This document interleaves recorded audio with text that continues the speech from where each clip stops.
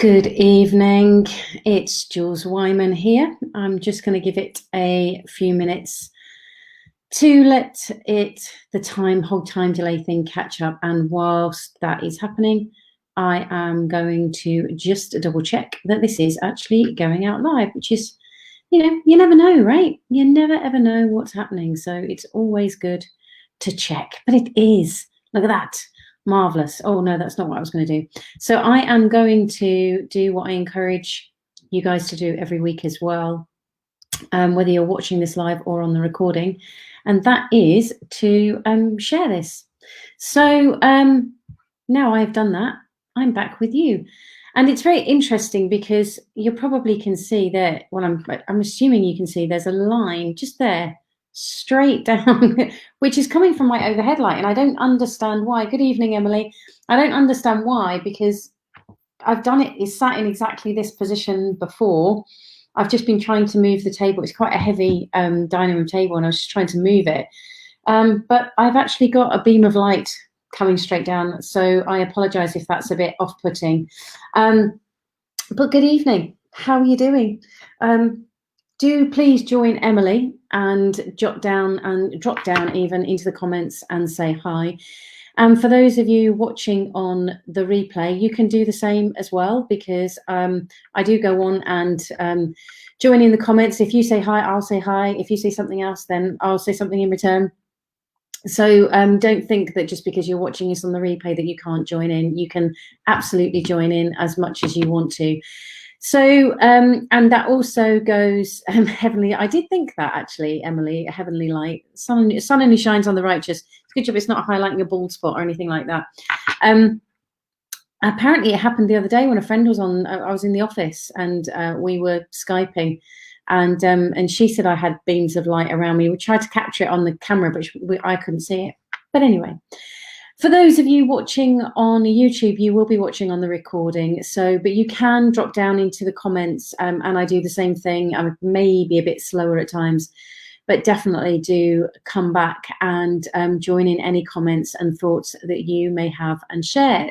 So if you're new to the confidence conversation, then welcome. This is something that I've been doing for nearly 5 years now, of doing these chats every Monday night, not literally every Monday night, but pretty much most. And if you want to find any of the previous 2 series, because this is the 3rd series, mainly because I didn't label them as series initially and then started doing that and carried on, then feel free. They've changed it on Facebook. So somewhere on Facebook, there will be depending on what device you're on and depending on what format Facebook is showing up on, you can find a video tab, and you click on that video tab and all of them are there, and you can see the amazing changing hair lengths, the amazing changing weight, color, tones, tanned of skin, all sorts, when I'm really tired, when I'm more awake, all the different things, just flicking through those and looking at the little thumbnails. At least that's what I laugh at when I'm looking at them. So good evening and welcome. And if you are joining for the first time, then you are welcome. As you can see, Emily is already dropped down and said hi, and it would be great if you can join her as well. But this evening, I ummed and ahed as to whether to talk about this topic, because it's not the sexiest of topics, and it's something that I do recognise might upset a few people, not because it's politically charged or anything like that, but because the topic, especially I know in the UK, I can't speak for other cultures around the world because I don't know enough about them. I know it's more of a conversation than it is in this culture that I'm in. And that is to talk about losing a loved one. And for anybody who is connected with me on my private Facebook page, you will know that this gentleman, hi Ravi, this gentleman here, where is he there? That one. The other one's my nan. That's my granddad. My nan died in 2014, and my granddad passed away last Friday, aged 102. He was 3 months off his 103rd birthday. So that's obviously when he was much younger. He wasn't 102 there. But this was only taken a couple of years ago, and you can see how other side. You can see how well he looked, even pretty much up until the last, to be fair. It was only the last year and a half that his health really declined. But I wanted to talk about this because, as I say, it's a sensitive subject, and I don't think, evening Debs, I don't think that we talk about this enough. And I think it can become a bit of a taboo subject, and that sense of taboo can cause then discomfort and what's the word I'm looking for? It's sort of like not sure what to do or what to happen or how to be around people when it does happen. And obviously everyone's going to have different viewpoints on it and different perspectives and different beliefs. And that's, to me, what I think is so important. Emily, so what have you put there? Sorry, my eyes have gone a bit tired tonight. So important to be able to talk about this more widely. It's inevitable, so really important to chat about it here. Here's to your granddad and prompting this. Thanks, Emily. Yeah, so I do think we need to talk about it, and I think that one of the challenges is that the way we talk about it is we tend to describe it as situations, for example, being life or death. And I actually don't perceive life or death as being two separate things. I see death as being something that is part of life. And part of that is because my perception is we are energy, and that energy, whilst this physical body, this will crumble and go into whatever, and then that energy will be displaced and be used for something else, a bit like compost. But I think that... and so for me, I believe that the consciousness that I am moves on, and I don't know to what, and I don't really think about that so much, because that's far more guesswork than anything else. And I'm not saying that people shouldn't, because if they want to, that's their prerogative. But I think the first port of call that is really helpful where this topic is concerned is more so for yourself. So is to understand what you think happens. So in the past, people often say nothing as they don't know what to say, which is sadder still. Yeah, I agree with you, Emily. And I think that's why, and I think we use words that, especially in England, I'm talking mostly about English and the UK culture. So if you come from another culture, I would really welcome in this conversation you sharing your culture's perspectives on this all. So I can't remember what I was going to say then. Oh yes, so I can end up talking with clients a lot about something like this, because quite often I'll be working with a client and I refer to it as somebody that they love has migrated. They've gone somewhere else. And the reason I refer to it as that way is it comes from a friend of mine who used to talk about that human beings are caterpillars. And when a caterpillar goes into a cocoon, it goes through that whole transformation process. And then the caterpillar dies and it comes out as a butterfly. But we don't mourn the death of the caterpillar, we celebrate the butterfly. And that's why I think of it as migration, because I can't see the caterpillar anymore. And I also don't know what the butterfly is, but that's where I believe it's some kind of migration, transformation into something that I can't see is probably a better way of putting it. So from that perspective, that's why I think it's important to have a conversation. And by the way, this video is not about me trying to convince you to see it my way, not by any stretch of the imagination. One of the first questions I ask, and there's 3 clients that spring to mind that have lost somebody that they dearly love in the last 12 months, nothing to do with the current situation at all, to do with varying reasons. And when somebody wants to talk about that, the first thing that I get clarity on and I ask them is, what do they believe happens after somebody migrates? Because it's important for me to understand their perception, understand their viewpoint and where they're coming from on it. And I've had everything from believing in heaven and hell through to believing in incarnations and people going on to another life, through to nothing. Somebody saying they didn't really know what it was, but they believed something else happened, but they didn't have a way to articulate it. So that was part of our discussion.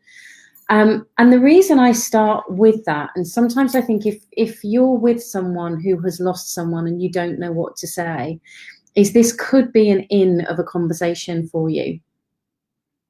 So for me, I ask what they believe happens, because then it's going to give clarity on their viewpoint, and you can talk about that.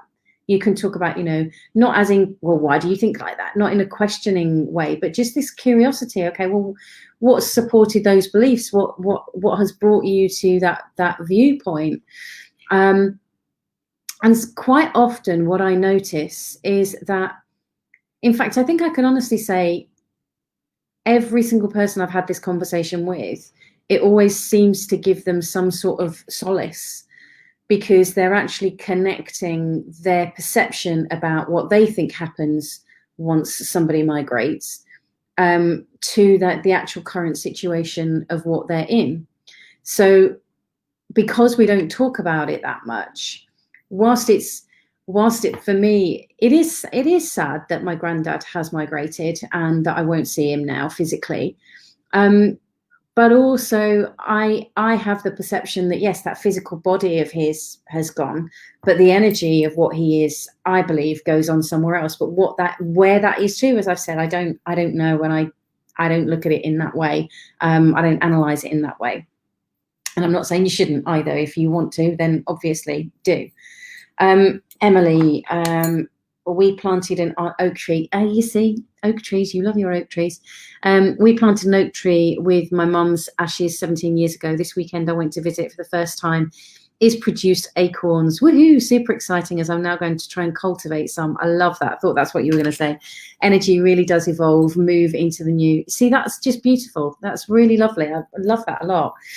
And I do think that once we get clear that what our perception is, and even the person that believed that that's it, that once somebody passed on, that was it, there was nothing else, then for me the conversation went on to so what were they in your life? What gifts did they bring you? And I don't mean they bought me a doll and a car.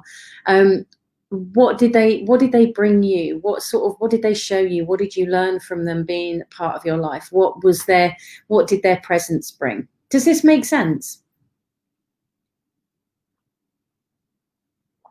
Because I think very often we can end up thinking about what it is that we've lost, rather than, and even that phrase I find odd, because it's, I haven't lost something.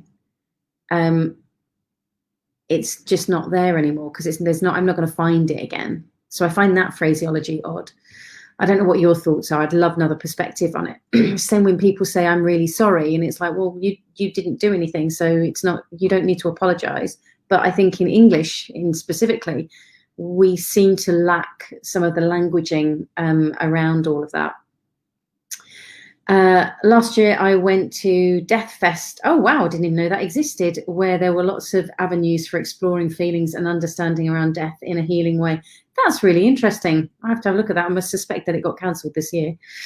But that's very interesting, Emily. So what I would be, so my first port of call with somebody, and I always check in for myself as well, is what's your perception of what happens, because then that gives an in for conversation. But then also then starting to look at what it is that they brought into your life. What gifts did they bring? And, the other night on the phone, I was chatting with my mum, and it was her dad that's migrated. And basically the two of us just got into a fit of giggles, talking about some of the things that he got up to, and the crazy things that he used to do, and obviously stuff that he did as her dad way before I was even a twinkle in my mum and dad's eye, and then the stuff that I can remember as a kid, and then growing up, and even to a few years ago of him at I think he was about 83 or 84. One of the neighbours had locked themselves out, but there was a window open at the back, but this neighbour was sort of like in their 70s, but my 80-odd-year-old granddad climbed over a 6-foot fence. He was only about 5'2", climbed over a 6-foot fence to climb in the window to open the house for them. That's the kind of thing that we were laughing at. And I think that very often again, we forget to look in that direction and look at those things and start to celebrate that person for our perception of the life that and the connections that we've had with them. And I think then one of the, I was going to say something else then, and it's gone out of my head. I'm having that a lot at the moment.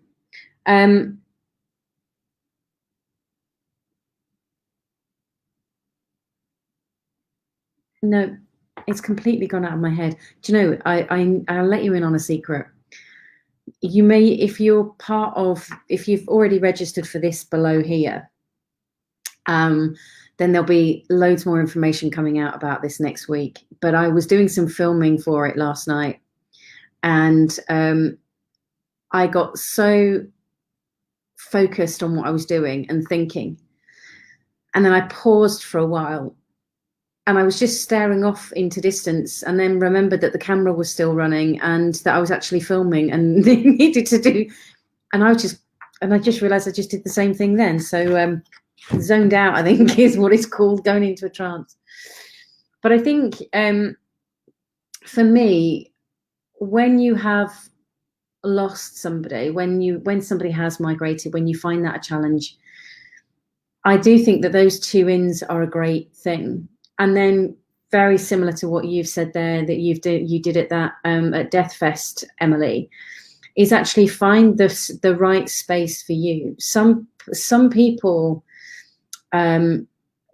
find sharing their emotions or showing their emotions easy. Others don't. In some households or cultures, it's frowned upon to cry, or it's frowned upon to express sadness in some way, shape or form. Some people have been so conditioned that, you know, you just put a stiff upper lip, as we'd say in England, and to keep it going, and that's, everything's all rosy and shiny, and it's okay, we'll get it sorted. Or others are told to, you know, kind of like push it down, hide their feelings away.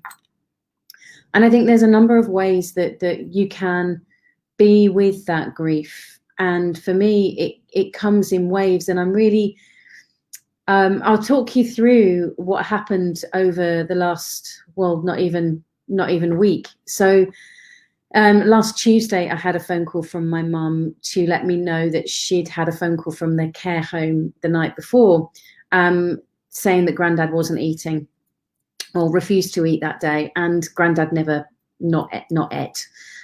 He always had, it was one of the common things, he always had a great appetite. Even when he was poorly, he'd still eat. So for him not to eat, it was like, okay, something's up. And so when I came off the phone with my mum on Tuesday, I noticed this swell of, like, this wave of grief. And I sat and I cried and I cried and I cried and I cried, and I just let this come out, and not judging myself, not kind of going, well, it's not even passed away yet, what's the matter with you, or any of that kind of stuff. And then I grabbed my journal and I just wrote whatever I wanted to in there whilst I was crying, so it's a bit soggy, and just without judgment, just letting those emotions flow. But they're also not trying to force it or telling myself stories to keep myself in it. And one of the things that I wanted to do was write a letter, but not one that I would post, but just one for me to write down. So I wrote a letter to my granddad, echoing a lot of the things that I've already said. And that to me has made quite a significant difference, because by the time I did get the phone call on Friday to say that he had migrated, whilst I was sad, and yes, I shed some more tears, it's been far easier because I've already given myself that full-on open space to be able to do it. And I think very often we kind of go into it and then we distract ourselves with something else, and then we go into it a bit and then we distract ourselves with something else, and we keep doing that. So we're not really, it's like when you're really hungry, but you're only just taking a tiny bit of a snack. It's not going to really satiate that inner need. And something that I did quite a few years ago, probably 15-ish years ago, is I had this recognition that those wonderful elderly people that were in my life, so my nan and my granddad, that they weren't going to be there forever. And had I actually said thank you to them, had I actually given them my gratitude and showed them what I would want to say, probably at their funerals. You know, those things. Quite often, I think people hear that greatness of somebody at their funeral, and I think it's really sad that the person who it's been said about, it was never said directly to them. So I thought, you know what, I'm going to let them know. So I wrote letters, and then I thought, well, actually, I'm going to do this to my parents, and I'm going to do it to other people in my life, and just wrote and let them know. And those letters I actually did give to them. So it got to the point that I never felt like I hadn't said something. So for me, and I recognize that for some people, they may want to say things that they want to get off their chest that aren't all loving, rosy, shiny, because they might not have had a great relationship. And there's another way of being able to do that, by the way. But in this instance, I did want to make sure that if anything happened, I never wanted to be in the position of going, I wish I'd have told them that I loved them and that I'm grateful for what they did for me, and everything like that. So I did it rather than waiting. Does that make sense? Is this all making sense? Does this help, by the way? Maybe this is for me, it's not for you. I don't know. Maybe it will help somebody. But it's something, again, that I've encouraged people to do if they feel that they want to, if they have fears of losing a loved one, that just let them know. So there's some thumbs up coming up there. Thank you. That you know, just let them know. It doesn't have to be a big out spewing. It can be if you want to. It doesn't have to be, you know, you buy them a luxury yacht. You know, just a pen on paper or a conversation. For me, I think I like the art of writing somebody a letter, because I think if they want to keep it, then they have that there. But if you've got a relationship with somebody and you think, I really wish I said X, Y, and Z to them, and it's where you want to go, and you did this and you did that and da-da-da. There's a fantastic process. And I'm just wondering, just bear with me for a second. I'm just going to have a quick look to see if there is a way for me to be able to, no, there isn't. I was looking to see if there was a way for me to be able to put a document on the page. So I'll see if I can find another way of being able to do it. But there is a process called the love letter, which is from Men Are From Mars, Women Are From Venus, which may sound like it's a bit odd taking something from that sort of book in relation to somebody passing on. But it's a process really to do with conflict, when two people have had a conflict, and the whole premise behind it is that you both have come to agreement that if you ever have a conflict, you go away and you write these letters and you come back and then take it in turns to share it, and then you can look at resolving the issue. But how I have used it a lot for myself, but also in relation to sharing it with clients as well, is encouraging them to go and do that and never give the letter to the other person. So especially if you are angry, frustrated, annoyed, upset, pissed off at somebody, you can go through this process, write out the letter as many times as you need to, go away, have a cup of tea, and then come back, read the letter out loud, and then destroy it. Because that in and of itself, that's the first time we'll have seen it when we wrote it down, and it's the first time we've heard it when we speak it out loud. So that in and of itself doesn't always, and it may only be a starting point to ease some anger or anguish within yourself. So if there is a particular person that you want to say things to in that way, I'm suspecting that they might not be a loved one, and this was going to be focused purely on that, but I just thought I'd bring that up just in case. But what are your thoughts then? What are your thoughts on what you think would be helpful? Obviously, Emily has shared that they planted a tree. I suspect that we will be getting a plant from my mum of some description, because my nan has a rose bush. My dad, who passed away in 2017, he has a rose bush. So I suspect that Granddad will have one as well. Gray's love letter technique. Let's have a look. Gray's love letter techniques has 5 stages. Anger. Oh, have you just Googled that? That's awesome. That's brilliant. Perfect. Thank you. Thank you, Emily. How very, very helpful of you. So it's a great process. I find it really works. So therefore you can Google it. Emily's just shown that it's there. Yeah, I don't really know what else would be helpful for me to share with you on this topic, but I just thought I would share where I'm at with it, and what I do, and therefore how I can be sat here talking about my really lovely granddad, who was my hero so much that my book is dedicated to him, and there's a story in there about him taking me to a fun fair. In fact, I don't think I've got a copy of the book at home. I've just sold them all last week at an event, so I haven't got the story to read, and I would prefer to read you the story rather than me telling it off the top of my head, because I think I actually wrote it well.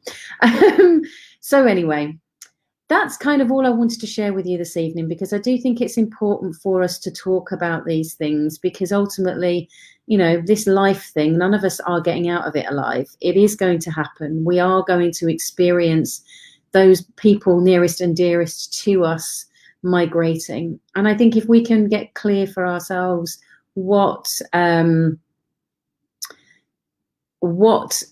we think happens afterwards, then I think that makes it easier, because we will have at least a framework to be thinking along when it happens for us. So unless there is anything anybody else would like to ask on the subject, I am going to keep that one nice and short and sweet, bit like Grandad. So as you will see, as I've said down below, if I can do it that way, my favorite saying, I'm going to put that up there. My favorite saying is, say not in sadness that they are no more, but in thankfulness that they were. I love that, Emily. Thank you. And as somebody that's experienced it, you know, I think from my perspective, I mean, you've obviously experienced it with your mum, but from my perspective, I have been experiencing losing loved ones since I was very small. And can remember, I had 2 great grandparents that were alive until I was about 5. I had neighbours. I think we were very close to our neighbours. And I think I was about 8 when one went, and about 9 or 10 when the other one went. So I've been around this for quite some time and been discussing it. And to me, I think it's something that needs to be discussed so that we can find some reconciliation with it when we are impacted or touched by it in some way, shape or form. So them's my thoughts on it. Have a conversation, know what you think afterwards. Think about what happens afterwards, rather. Celebrate that they were here, as that saying, lovely saying that Emily's just shared says. And, you know, if you want to express your love, gratitude for them now, making sure that you've told them how much they mean to you, then do that. Either tell them face to their face, or write them a letter, or sing them a song, write them a poem, bake them a cake, whatever's your mode of being able to communicate that with them. But I need to let you know that there is not going to be a live confidence conversation next week due to this lovely project, because that will all be going out next week. Now, if you want to be informed as to what's happening here, it's very hard to work out how do newsreaders do it. There we go, that's better. If I did it with my right hand, that would make it easier. If you want to stay informed, then make sure that you register on that page, because you'll get a heads up before everybody else. And then on Wednesday, I will put the information on here, but I will be doing a long free live webinar that you will be able to join. So I will put the information for that on here once I get that all sorted and up. But I really do hope that you can join me in all of that next week, because it's pretty exciting. And I hope that you found this evening of value. And if you have, then please do feel free to share this information with somebody else, because we never know who it might, just at that moment, might reach out and give them some support if they're having a challenging time for losing a loved one. So take care of yourselves, take care of each other, and remember, in a world where you can be anything, please be kind, and I look forward to speaking to you soon. Take care. Bye now.